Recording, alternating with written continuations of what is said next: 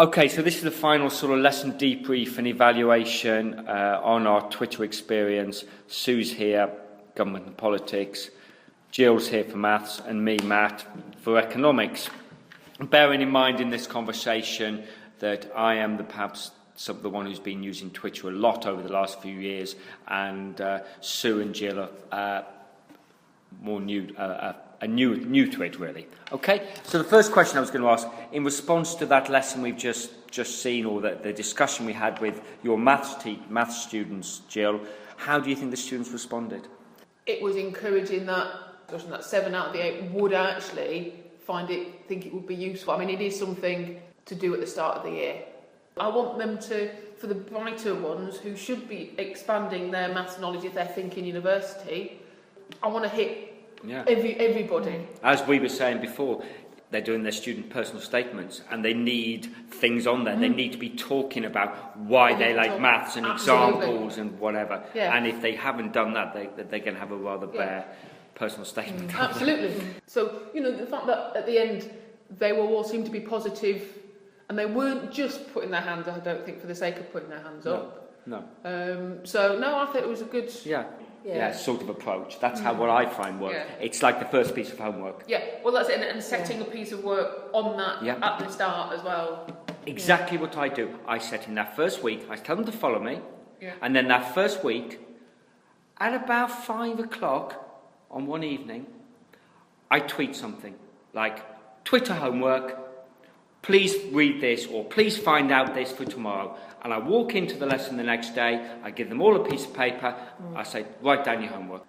We soon find out who's actually read it. And then 1 or 2 of those, they still start following you, and then if you actually do then tweet things which are actually relevant and useful, then it builds from there. Well, that's it, you've got to make it relevant and useful.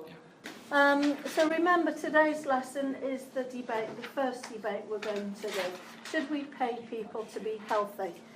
And just before we get started on the lesson, Richard, have you got a news item that you'd like to tell us about?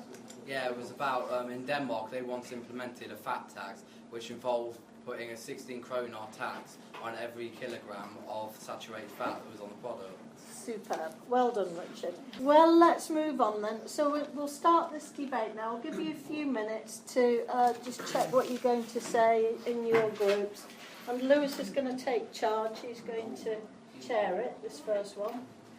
Point for everyone, I think. So there's 8 people and 8 points. So who wants what on Right. Yeah, just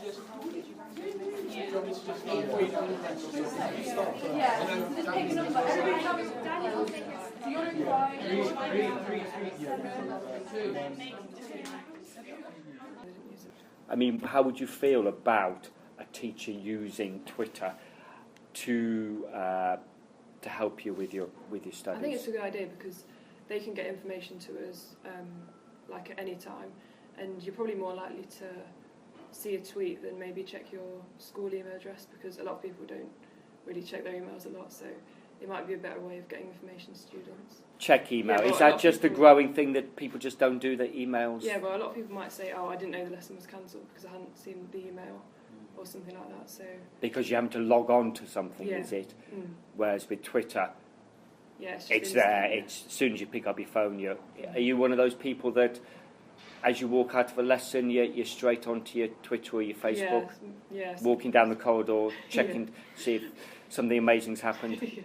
Yeah? Yeah. Further reading after lessons through a link to a website, or maybe a particular question or a picture of some kind of information that we get. For example, in economics, we get a deficit picture, a picture on the government deficit, on the pattern or the trend. Okay, so a sort of graph or an infographic or something. So I'd say like further reading or just information on a particular subject. And do you sort of favourite these tweets, or is that something you do? Or if you don't have time to read it right at that time, I tend to favourite it and then I'll come and read it at a later time.